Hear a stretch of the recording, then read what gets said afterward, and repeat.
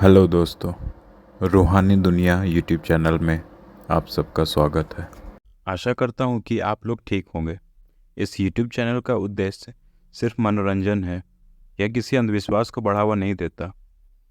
आज की कहानी मेरे साथ घटी एक सच्ची घटना है। बात उन दिनों की है जब मैं कॉलेज में था और सर्दी की छुट्टियाँ बिताने अपने गांव जा रहा था। मेरा गांव बनारस से कुछ 40 किलोमीटर की दूरी पर है। वहाँ पर छोटा सा रेलवे स्टेशन है जहाँ एक्सप्रेस ट्रेन तो नहीं रुकती, सिर्फ लोकल ट्रेन ही रुकती है। स्टेशन पर प्लेटफॉर्म भी उन दिनों नहीं था। लोगों को चढ़ने उतरने में मुश्किलें आती थी, पर ऐसे ही जीवन चल रहा था। 3 गांव मिलकर वह रेलवे स्टेशन यूज़ किया करता था। दिल्ली से बनारस का मेरा सफ़र तो अच्छा कटा, पर ट्रेन कुछ कारण से 3 घंटे लेट हो गई थी। बनारस पहुँचते पहुँचते रात के 9 बज गए थे। अगर ट्रेन टाइम पर पहुँचती तो मुझे अपने गांव जाने के लिए बस और ट्रेन भी मिल जाती। दिन में आवागमन का कोई दिक्कत नहीं था, मगर रात को परेशानी होती थी। अगर किस्मत अच्छी है तब ही कोई बस मिल सकती थी। मैंने स्टेशन के बाहर निकला और बस का पता किया। पता चला कि मेरे गांव तक जाने वाली आखिरी बस 20 मिनट पहले जा चुकी थी। मैंने सोचा कि अगर कोई ऑटो रिज़र्व किया तो बहुत पैसे लग जाएंगे। फिर मैंने सोचा कि रेलवे स्टेशन वापस जाकर देखता हूँ। अगर कोई लोकल ट्रेन मिल जाती है तो पैसे भी बच जाएंगे, क्योंकि इतनी रात को लोकल ट्रेन में टीटी भी चेक करने नहीं आते। रेलवे स्टेशन पर जाकर पता चला कि मेरे गांव तक जाने वाली एक लोकल ट्रेन ट्रैक डिफ़ॉल्ट के कारण अपने समय से काफ़ी लेट चल रही है, जो कि 11:30 बजे बनारस पहुंचेगी और करीब 2:30 बजे मेरे गांव वाले स्टेशन पर पहुंचेगी। मैंने सोचा थोड़ा लेट ही सही, पर इससे अच्छा और सस्ता ऑप्शन तो कुछ है भी नहीं। अभी ट्रेन को आने में थोड़ा समय बाकी था। मैंने स्टेशन के बाहर चाय और सिगरेट पिया। 2 सिगरेट एक्स्ट्रा अपने जेब में रख ली। थोड़ी देर बाद ट्रेन के आने का अनाउंसमेंट हुआ और फिर मैं ट्रेन में जाकर बैठ गया। इतनी रात हो जाने के कारण ट्रेन के अंदर बिल्कुल भी भीड़ नहीं थी। मुझे 2 लोग ही अपने बोगी में दिखे और आवाज़ से ऐसा लगा मानो 3-4 लोग मेरे बोगी में हों। मैंने गेट के पास वाले कंपार्टमेंट में नीचे की सीट पर अपना बैग रखा और बैठ गया। मेरे आसपास वाली सीट पर कोई नहीं था। जो लोग थे अंदर की सीट्स पर बैठे थे। थका हुआ होने के कारण मैंने अपने बैग को तकिया बनाया और लेट गया। ट्रेन भी अपनी धीमी रफ्तार में आगे बढ़ रही थी। मुझे भी हल्की नींद आने लगी और पता भी नहीं चला कब मैं नींद की आगोश में चला गया। ट्रेन के ब्रेक की आवाज़ से मेरी नींद खुल गई। ट्रेन स्लो हो गई पर रुकी नहीं। इतने मुझे एहसास हुआ कि कोई ट्रेन में चढ़ा हो। सर उठाकर देखा तो कंपार्टमेंट में डिम लाइट होने के कारण उसका चेहरा तो नहीं दिखा, पर ऐसा लगा कोई 7 फीट का इंसान चादर ओढ़े हुए उस कंपार्टमेंट में दाखिल हुआ।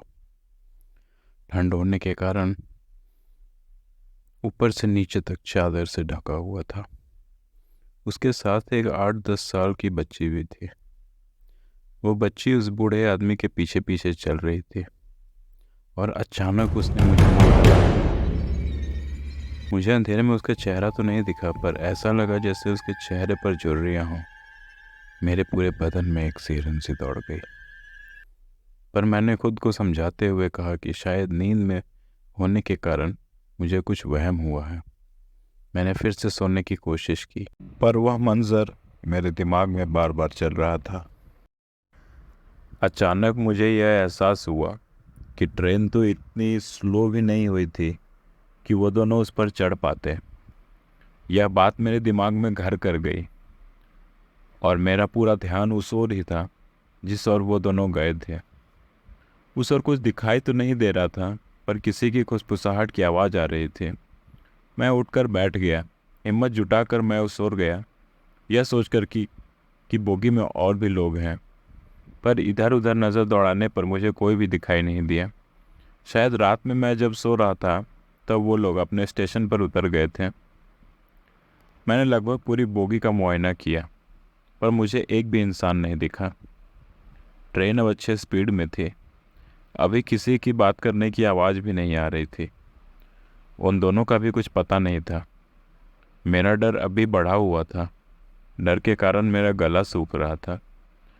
ट्रेन के जनरल डब्बे आपस में कनेक्टेड भी नहीं रहते, इसलिए उनके बाहर जाने का कोई और रास्ता भी नहीं था।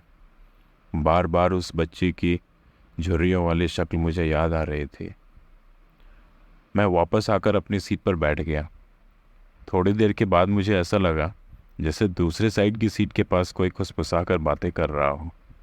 मैं दबे पाँव सो गया और छिप कर झाँकने की कोशिश करने लगा। सामने का नज़ारा देखकर मेरे पूरे बदन में सिहरन सी दौड़ गई। मैं डर के मारे ज़ोर से चिल्लाना चाह रहा था, पर मेरे गले से आवाज़ ही नहीं निकल पा रही थी। दोस्तों, सच बताता हूँ, आज भी जब वो दृश्य याद करता हूँ तो मेरे रोंगटे खड़े हो जाते हैं। दरअसल मेरे सामने की सीट पर जो बूढ़ा व्यक्ति था, उसका चादर सिर्फ गर्दन तक ही था और उसके सिर का हिस्सा उसके बदन पर ही नहीं था। उसके चादर पर खून जमकर सूख चुकी थी और काली पड़ चुकी थी। उसके सामने एक बच्ची थी जो खिड़की से बाहर देख रही थी। वो अचानक मेरी तरफ मुड़ी और उसकी झुर्रियों से भरी शक्ल देखकर मेरे मुंह से निकला, हे भगवान। और उसके बाद मैं बेहोश हो गया। जब मेरी आँख खुली तो मैंने खुद को फर्श पर गिरा हुआ पाया। सर्दी पहले से बहुत ज़्यादा बढ़ चुकी थी, पर मेरे बदन पर पसीना था, गला प्यास से सूख चुका था, बहुत अनकंफर्टेबल सा फील हो रहा था। मेरे सामने कोई भी नहीं था। अभी भी डर के मारे मेरी हालत ख़राब हो रही थी। मैं चिल्लाना चाहता था, मगर गले से आवाज़ नहीं निकल रही थी। मैं समझ गया था मैं इस कंपार्टमेंट में अकेला हूँ और मेरे आसपास कोई तो है जो इंसान नहीं है। मैंने अपना मोबाइल निकाला, टाइम चेक किया और लोकेशन भी, कि कहीं मैं अपने स्टेशन क्रॉस तो नहीं कर गया। भगवान का लाख लाख शुक्र था कि मेरे स्टेशन आने में अभी कुछ 5 मिनट की देरी थी।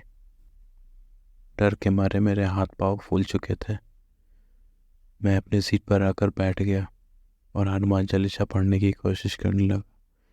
जय हनुमान ज्ञान गुण सागर, जय कपीस तिहुँ लोक उजागर, रामदूत अतुलित बल धामा, अंजनी पुष्पवंश माँ उबे विक्रम बजरंगी।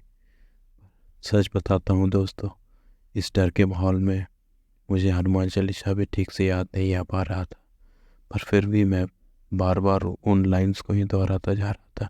जय हनुमान ज्ञान गुण सागर, जय कपीस तिहुँ लोक उजागर।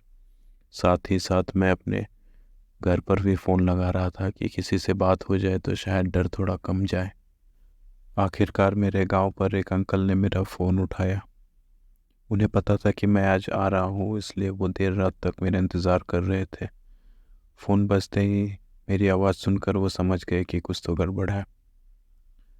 घर ज़्यादा दूर नहीं होने के कारण वो जल्दी से ही स्टेशन पर आ गए और थोड़ी देर बाद स्टेशन पर मेरी ट्रेन जाकर रुकी।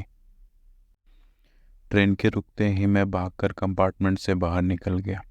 जैसा कि मैंने आपको पहले भी बताया कि उस स्टेशन पर प्लेटफॉर्म नहीं था। कंपार्टमेंट से बाहर उतरते के क्रम में मैं गिर भी गया। मुझे हल्की चोट भी आई। थोड़ी दूर पर ही खड़े मेरे अंकल ने मुझे देख लिया। वो भागकर मेरे पास आए और मुझे ज़ोर से पकड़ लिया और पूछा कि क्या हुआ तुम्हें।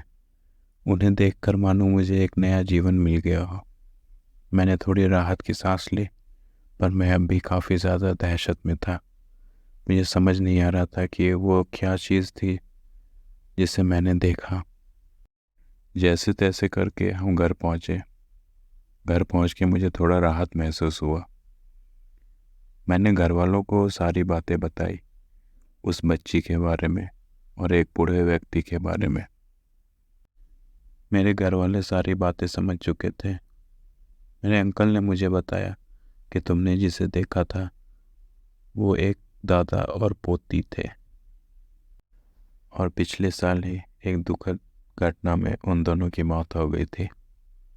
दरअसल वो दोनों भी उसी ट्रेन से वापस आ रहे थे और देर रात ट्रेन से उतरने के क्रम में उस बूढ़े व्यक्ति का पैर प्लेटफॉर्म ना होने के कारण फिसल गया और वो उस ट्रैक पर जाकर गिर गया।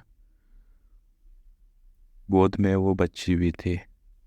इस दुर्घटना के कारण दोनों काफ़ी देर तक उस ट्रैक पर गिरे रहे, बेहोश रहे, और शायद कोई दूसरी ट्रेन ने उन दोनों को कुचल दिया था। हालांकि वो किसी को नुकसान नहीं पहुंचाते थे, पर अक्सर देर रात ट्रैवल कर रहे लोगों ने उन्हें देखा है। हालांकि इस घटना को बीते काफ़ी साल हो गए, पर आज भी मैं जब उन मंजरों को याद करता हूँ, मैं दहशत से भर जाता हूँ। तो दोस्तों, कैसी लगी आपको मेरी ये बीती, कमेंट में ज़रूर बताएं। मेरे चैनल को लाइक, सब्सक्राइब और अपने दोस्तों के साथ शेयर करें, ताकि मैं और भी मज़ेदार किस्से आपके साथ शेयर कर सकूं। अपना और अपने परिवार वालों का ख्याल रखें। धन्यवाद। Good bye.